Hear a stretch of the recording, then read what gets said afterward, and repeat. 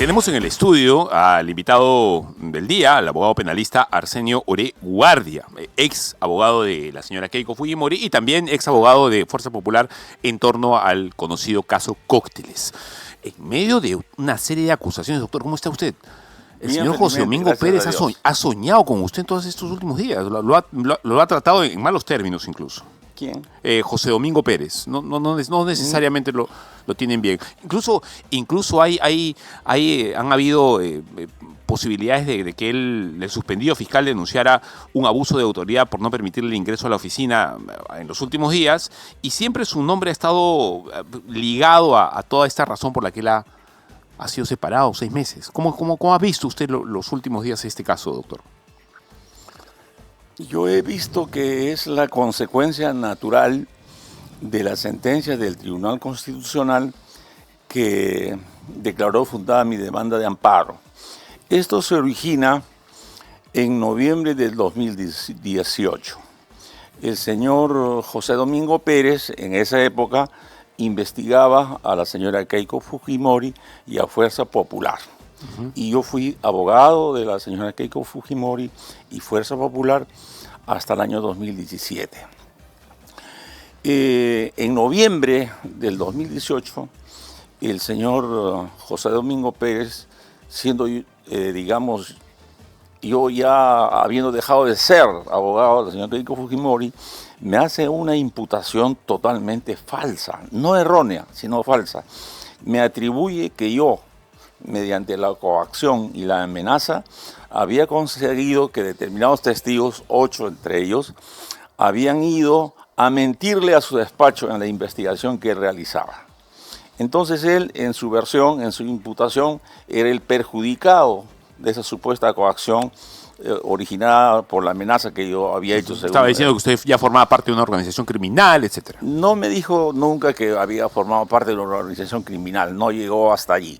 Me dijo que simplemente yo había coaccionado, había obstruido, digamos, la acción de la justicia, amenazando testigos. Y fue extraño porque supuestamente él era la víctima de eso que estaba denunciando, pero también era el fiscal que investigaba el caso donde él era la víctima, digamos. Efectivamente, el órgano de investigación era él que investigaba un hecho que, según su propia versión, el obstruido era él. Entonces había una superposición de condiciones, ni siquiera 2 condiciones, sino que perjudicado, investigador y testigo. Hemos preparado un informe sobre el tema. Juan Diego Berna, nuestro reportero, ha hecho esta especie de crónica del caso José Domingo Pérez en los últimos días, un poco para recordar y luego lo comentamos. Doctor, permítame. Adelante, por favor. Y desgraciadamente las respuestas han sido ineficientes frente a un fenómeno de corrupción en las altas esferas del poder. Una señal de alerta es la que emite el penalista Luis Lamas Puccio ante la posibilidad que el fiscal José Domingo Pérez pueda ser restituido si recurre a la justicia constitucional. Desgraciadamente hay algunos antecedentes que no son muy importantes o alicientes, porque en anteriores oportunidades, como sucedió con Vela Barba, cuando se le suspendió, lo primero que hizo fue recurrir a un juez en el Poder Judicial. A través de una acción de amparo, logró una medida cautelar.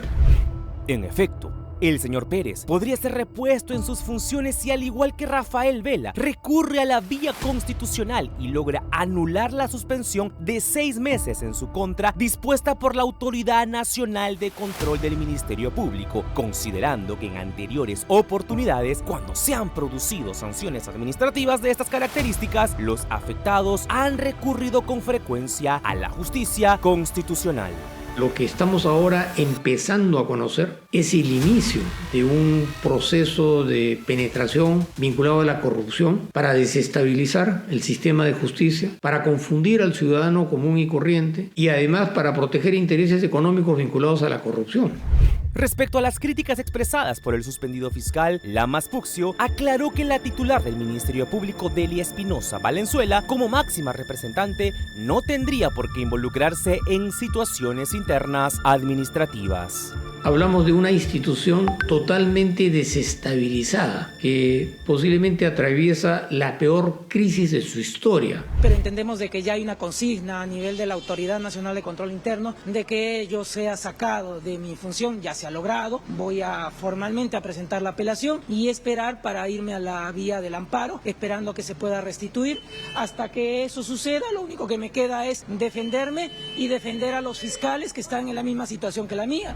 Por su parte, la Autoridad Nacional de Control del Ministerio Público pidió que se le prohíba el ingreso al abanderado de la lucha contra la corrupción hacia las instalaciones de la Fiscalía, mientras Pérez acude a la comisaría más cercana para denunciar un supuesto abuso de autoridad. A mí me notifican ya al finalizar una jornada larga, una jornada en la cual yo no puedo exigir ni demandar que el personal de la oficina me pueda acompañar hasta altas horas de la noche y por lo tanto voy a procurar, si es que me lo permite la institución, ingresar para cumplir lo que viene a ser la entrega de cargo. Si no me lo permite, tendré que ir a poner la constancia correspondiente de este impedimento. Bueno, eso es justamente las terribles contradicciones del sistema. Cómo se hace uso del derecho y los mecanismos procesales que existen. Y en última instancia, no es un hecho aislado, sorpresivo, intempestivo, que por primera vez suceda. Estamos hablando de una institución que está ahí para defender la legalidad. ¿En qué momento se termina convirtiendo José Domingo Pérez en un personaje tan popular ahora en una situación que demostraría de alguna manera incompetencia en sus procederes?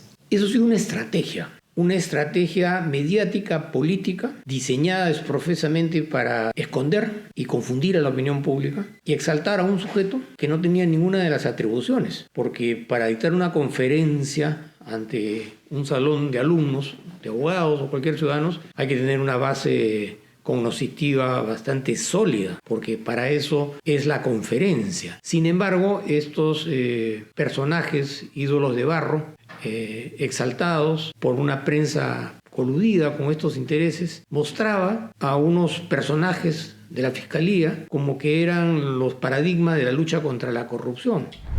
Un ídolo de barro que podría estar llegando al culmino de su carrera luego de tantos años de investigación, pero sin ninguna aparente resolución o sentencia de valor.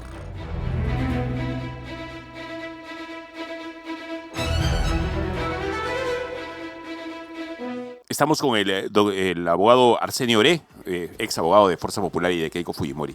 Doctor, José Domingo Pérez ayer recibió la disposición de la Autoridad Nacional de Control de no entrar, le impidieron entrar a la Fiscalía. Incluso fue a una comisaría, hizo la denuncia, etc.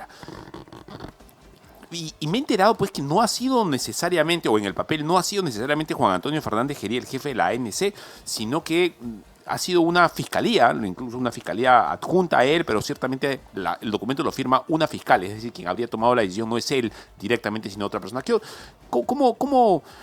opina usted sobre la salida del señor José Domingo Pérez durante 6 meses de su cargo como fiscal del caso Lava Jato? En primer lugar, tal como usted dice, quien firma la resolución de apartamiento provisional del señor José Domingo Pérez no es el jefe de control, el doctor José Antonio Fernández Gerí, es la doctora Rosario Velasco Sánchez, que es la responsable de la unidad disciplinaria de la Autoridad Nacional del Control y es una persona autónoma en sus decisiones, en primer lugar.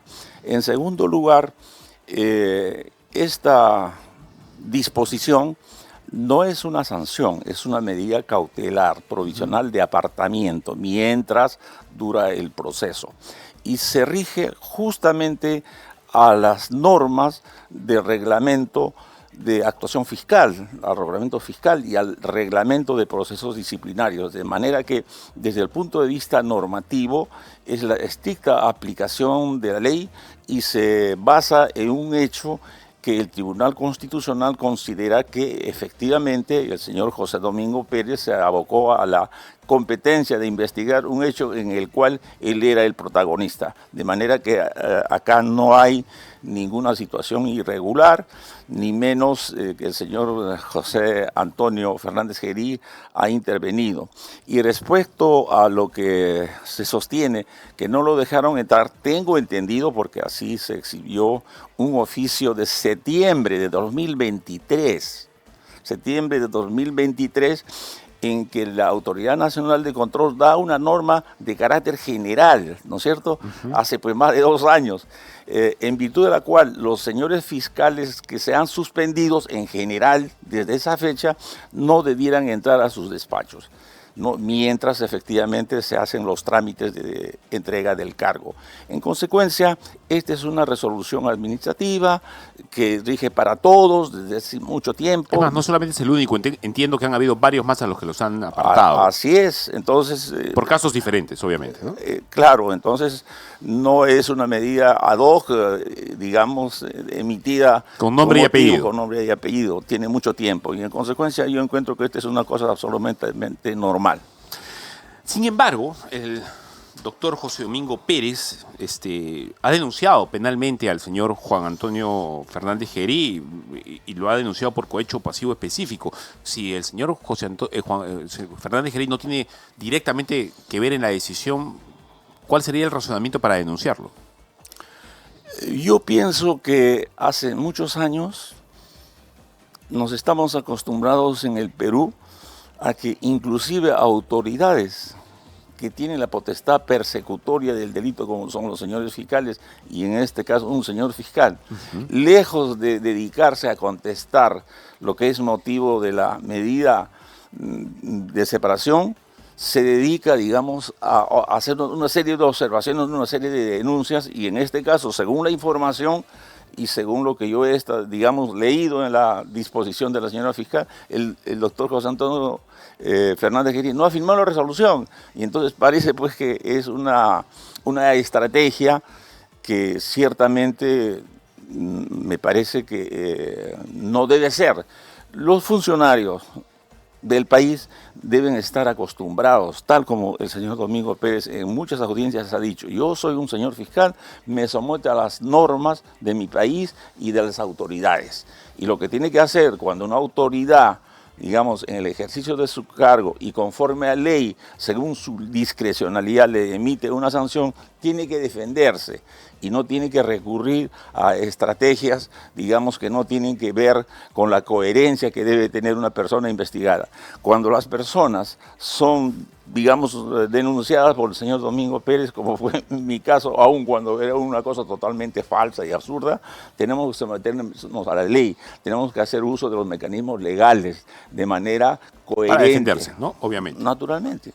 Ahora, antes de irse a su casa, el señor José Domingo Pérez le envió este informe a la señora Delia Espinosa, fiscal de la Nación, por supuesto, echándole barro con ventilador a Fuerza Popular, incluso en el tiempo en el que usted era abogado de Fuerza Popular. Él, básicamente lo que está diciendo es que en base a todos los detalles que está dando, en temas de las AFPs, que se estaban convirtiendo la ONP en una AFP estatal y todo lo demás, movimientos en el Congreso relacionados a Rosángela Barbarán, a la Comisión de Economía, él dice que en base a lo detallado se puede afirmar que el partido político Fuerza Popular ha infringido de forma sistemática, reiterada y continua el artículo 14, etcétera, de la organización política del 2011 a la actualidad. Entonces, es un patrón estructural orientado a encubrir actividades ilícitas, instrumentalizar al partido como medio de captura del poder en función de intereses privados. Obviamente, yo no soy fujimorista, simplemente quiero centrarme en esto.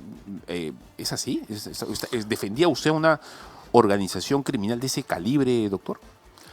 Yo tampoco soy fujimorista, le tengo la mayor consideración a la señora Keiko Fujimori, y no siendo fujimorista tenía que cumplir mi deber de ser abogado defensor.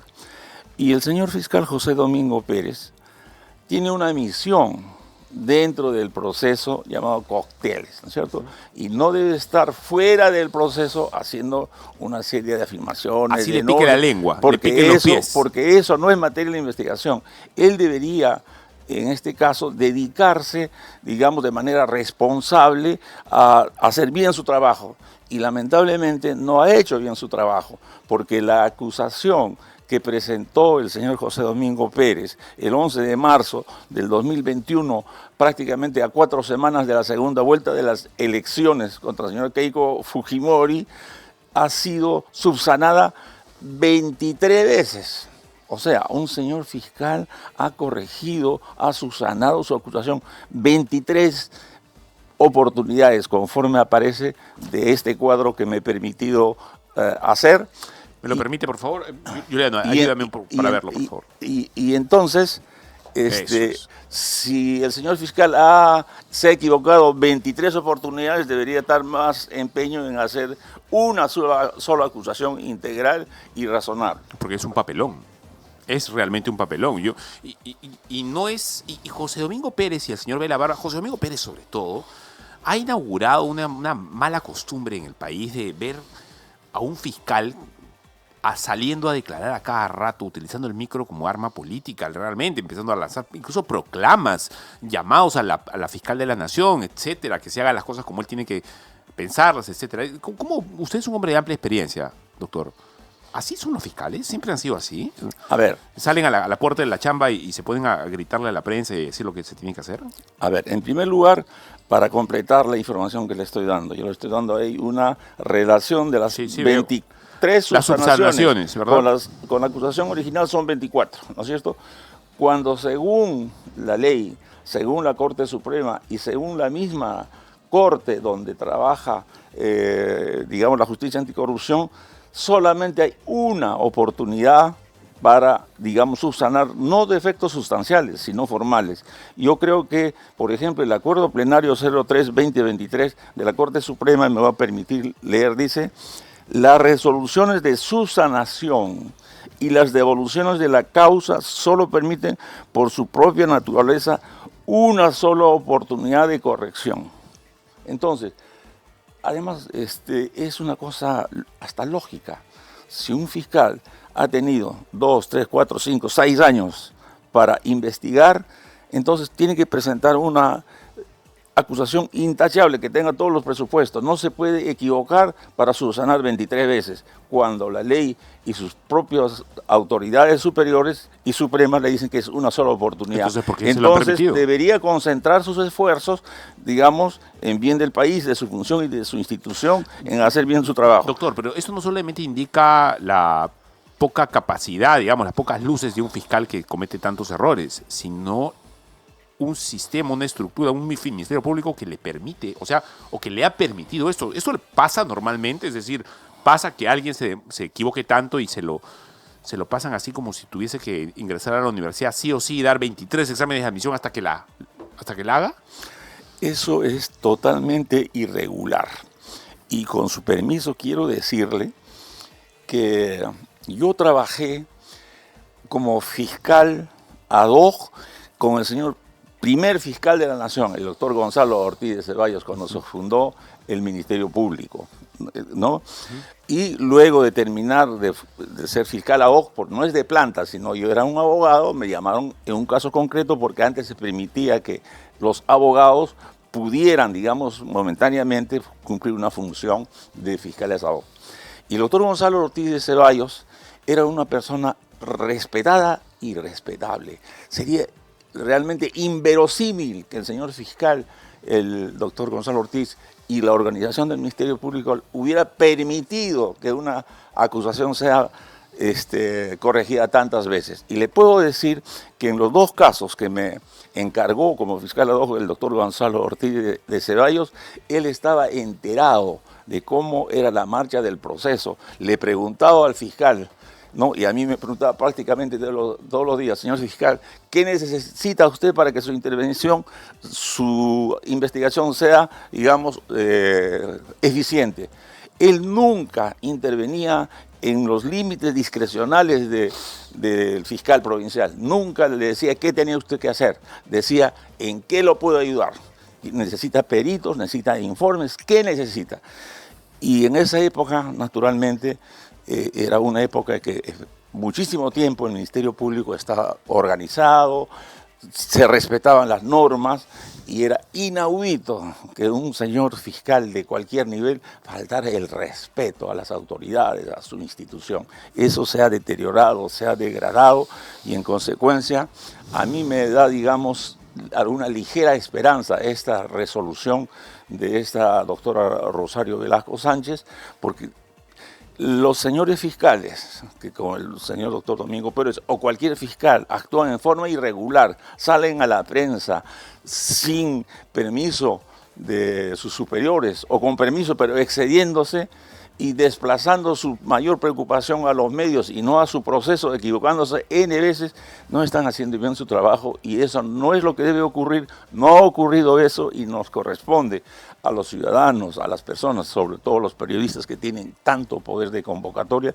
de que esto vuelva a la normalidad. Contestando su pregunta, le digo que esto no ha sido así siempre y me he permitido darle una experiencia personal, no en ánimo de ensalzar mi trabajo, sino modesta, humildemente, sí, claro, para decirle, nos ayuda a entender. Tengo experiencia, ¿no es cierto? A ver, doctor, hace poco estuvo aquí el doctor Enrique Gersi, lo hemos saludado tan afablemente, un capo, la verdad, en las cosas que dice y ha hecho en la historia del Perú. Él ha dicho un par de cosas sobre cómo solucionar el asunto de la fiscalía. Y él ha dado a entender que deberíamos regresar a quizá jueces instructores y poner a la fiscalía como lo que era en la antigüedad, simplemente una opinión. Y segundo, que así como la fiscalía tendría la oportunidad de acusar, también la acusación debería hacerla el propio agraviado. ¿Qué opina usted? A ver, en primer lugar quiero decirle la admiración que yo tengo por Enrique Gersi. Es un gran amigo, lo admiro muchísimo. Yo creo que es uno de los grandes ideólogos políticos, filosóficos de este país, ¿no? En realidad es un hombre que sabe mucho y le tengo gran admiración, lo cual no significa necesariamente que en el área de mi especialidad puedo tener una respetuosa discrepancia. En primer lugar, acá en el Perú nos estamos acostumbrando que cuando una institución procesal o legal no funciona, la culpa es de la norma, de la ley. Y a veces no es culpa de la norma, es culpa de las personas que aplican mal la norma. Entonces, en este caso concreto, Enrique se ha referido a la reforma procesal penal del 2004, ¿no es cierto?, que implantó el modelo acusatorio, digamos, con rasgos mixtos. Y le dio bastante poder a la Fiscalía. Y que le dio bastante poder a la Fiscalía. Y él considera que el fracaso del código es culpa del modelo procesal. Del sistema. Y eso no es así. No es así. La norma está, es como una pieza de música armónica, ¿no? Pero quien la toca no sabe tocar piano, o digamos, es un piano que no funciona, y en consecuencia... No sabe leer la partitura. No sabe leer la partitura y tiene, digamos, eso un pasa piano bastante, que no es seguramente piano. con muchos fiscales, Entonces, etcétera. Así no es. saben aplicar la ley. Entonces, una cosa es la norma y otra cosa es cómo funciona. Por ejemplo, yo estoy acostumbrado a analizar y criticar los hechos, las conductas, no necesariamente mencionarme o tomarme la autoridad de calificar a las personas. Pero si un señor fiscal corrige, subsana su acusación 23 veces contra el texto de la ley y un señor juez le permite hacer eso, ¿qué es lo que ocurre? ¿La culpa es de la norma o es culpa de quien la aplica? Y en consecuencia, yo discrepo respetuosamente de Enrique, porque eso además nos pasa, por ejemplo, había muchísimas críticas sobre la detención preliminar, porque la detención preliminar, que es una herramienta muy importante, muchas veces era utilizada por los fiscales como una amenaza, una coacción. Sentaban a los investigados en el banquillo de los acusados para tener una audiencia y las amenazaban, quebraban su voluntad para que hagan una colaboración eficaz en el sentido que el fiscal quería. No es lo general, pero casos se han presentado. Por eso algunos penalistas autorizados decían que la colaboración eficaz o la detención preliminar o la prisión preventiva es una fábrica de colaboraciones. Entonces, recogiendo esas críticas, el Congreso eliminó la detención preliminar. Y nos causó un problema muy grande, porque cuando la policía hacía seguimiento y descubría, digamos, a bandas, a organizaciones criminales, a estafadores de gota a gota, si no están en flagrancia no los podía detener. Otra cosa... Y entonces se equivocaron y a los 2 días dijeron nos hemos equivocado. Y en consecuencia la detención preliminar es una muestra de que cuando una institución no funciona, no la aplican bien, lejos de, digamos, corregir a los que más lo aplican, eliminan la norma o la corrigen. En consecuencia, no le echemos la culpa al Código Procesal Penal, la culpa de que el proceso no se haya funcionado bien. Y además, lo que sucede en materia de proceso penal, hay que distinguir lo que son los sistemas procesales, los modelos procesales. Y eso es cuestión de disciplina universal. No hay muchos modelos. Hay un modelo, digamos, romano-germánico. Y el otro es el anglosajón, Así digamos. es. ¿No? Y entonces, no vamos a imponer el chino, ¿no? O el hindú, o el de los Vedas, ¿no? Esas son las partituras. Después se hace un código y lo aplican mal. Doctor. Y entonces Enrique cree que efectivamente, como los fiscales trabajan mal, hay que entregar a los ciudadanos víctimas para que ellos sean los que ejerciten la acción. Eso no es así. Pero quizá yo le decía algo así, o sea, los cristianos eso lo comprendemos bien. El corazón del hombre tiende a corromperse, le das mucho poder al ser humano y el ser humano va a agarrar y se va a corromper. Indefectiblemente termina pasando eso. Y seguramente eso es lo que podría haber pasado en una fiscalía que tiene el monopolio de la acusación, digamos. El único que puede acusar es el fiscal y el único que puede actuar, digamos. O sea, estamos como si nos hubiesen traído del sistema anglosajón todo el tema de la fiscalía, pero no nos trajeron el tema del jurado, en donde el pueblo es el que al final toma la decisión. En realidad hay algunos errores en esas afirmaciones dichas muy respetuosamente. Digamos, cualquier ciudadano, cualquier ciudadano, ni siquiera solamente la víctima, sí, puede denunciar, comunicar a la autoridad la comisión de un delito. Eso se llama noticia crímenes. Correcto. Que está en manos de cualquier ciudadano. No se necesita ser víctima para poner en conocimiento de la autoridad. Digamos, pero quienes ejercitan la potestad persecutoria, quienes pueden calificar si determinados hechos, digamos, constituyen los elementos de un tipo penal, no puede ser cualquier ciudadano. Muy bueno, ¿no es cierto? Tiene que ser un funcionario del Estado, claro, en el cual efectivamente... ¿Podría ser la policía? Podría ser la policía. ¿Como era antes? Lo que sucede también, ahí hay leyendas. ¿En una etapa muy inicial? Eso ha sido siempre así y ahora es así también. Bueno, ahora con la nueva disposición que hay, sí, claro. Pero ¿qué es lo que sucede? Nosotros decimos hay que volver a lo de antes. Lo de antes, primero que no fue mejor. El Código Procesal Penal se modificó porque se decía lo que se dice ahora. El sistema mixto del Código del 40 ha fracasado. La policía no puede hacer una investigación, hay que cambiar de modelo, ¿no? Entonces cuando se dice vamos a volver a lo de antes... Un poco lo que se dice ahora, pero a la inversa, digamos. Claro.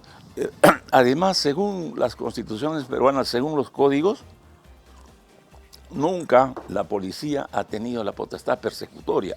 Siempre, tal como lo establecía el artículo 49 del Código de Procedimientos Penales, el que ejercía la acción era el juez instructor. Lo que pasa, él es el que comunicaba a la policía que era una fuerza auxiliar. Ojo, siempre ha sido la fuerza auxiliar, sino que por la, digamos, elocuencia de los hechos, siempre la policía ha sido el gran protagonista de la investigación. Y eso ha sido inclusive con el código. Actualmente inclusive ha sido así. Si nosotros repasamos cuáles han sido los protagonistas de las investigaciones de los equipos especiales, ¿quiénes son? Los policías de la DIVIAC, del Servicio de Inteligencia, y entonces cuando se dice que el fiscal dirige, a veces los fiscales no dirigen los DIVIAC, los servicios de inteligencia, y esa es una degradación del sistema en el cual no investiga ni el policía ni el fiscal, sino los órganos de inteligencia. Y muchas veces los órganos de inteligencia no necesariamente están predispuestos o con la voluntad de llegar a la verdad, sino a veces manipular el proceso y convertirlo en un instrumento de confrontación política para conquistar el poder. Entonces hay que ser muy cuidadosos. Uno son los modelos procesales, que no están quebrantados, que no han fracasado. Han fracasado los que lo han aplicado mal. Los hombres. Los corazones de los hombres que tienden al mal. Esa es otra respetuosa discrepancia. Usted me dice, los ciudadanos tenemos un corazón predispuesto a la corrupción. Bueno, es una discusión filosófica, ¿no? Que su corazón no está predispuesto a la corrupción. Y le digo humildemente, mi corazón tampoco está predispuesto a la corrupción. Yo lo hablo en términos, evidentemente, teológicos, ¿verdad? Lo que pasa es que a veces esas generalizaciones son los que justifican acciones como de estos fiscales que, desviando la potestad que le ha dado la ley, que no solamente es perseguir el delito, sino también velar por recta administración de justicia, lo deforman. Lo que le quiero decir también, ¿sabe qué cosa es? En el Perú existen más de 8.000 fiscales. Yo he trabajado en el Ministerio Público como suplente desde el primer día. Soy un sobreviviente, o sea, lo conozco. Y entonces, no todos los fiscales son estos fiscales. Es verdad, hoy en día hay fiscales brillantes, muy buenos, honestos, que no han... Se me vienen a la mente varios nombres de gente que está chambeando hoy. A mí también. Lo que es pasa verdad. acá, lo que juegan los partidos, no son todos. Son los que son llamados por el sistema. Y hay mucho, doctor, y con eso termino, hay mucha gente adentro que está bien, no solamente molesta, sino están felices de que ese señor haya salido de fiscalía. Por eso a mí me sorprende, dicho, digamos, de manera muy sencilla, que el señor Domingo Pérez, cuando sale a la prensa, él dice que representa a los fiscales. No representa a hay nadie. un montón de gente que está harta de todo lo que él ha hecho. Yo no represento a nadie, me represento a mí mismo. El doctor Domingo Pérez se representa a ti, a él. No tiene que atribuirse la representación de los señores fiscales. Hay fiscales muy honestos, valientes, estudiosos, que no tienen por qué sentirse representados por algunos fiscales que han quebrantado su deber. Muchas gracias, doctor. Es usted por supuesto, no solo es un sobreviviente, es una luminaria que siempre es grato escuchar. Es una generosidad de su parte, pero hago lo que quiero, igual que usted, por mi país. Yo he oído de tirios y troyanos muy buenas palabras a favor de Arsenio Oré. Lo reconocen como un abogado de bastante trayectoria. Muchas gracias, doctor. Muchas gracias. Muy amable.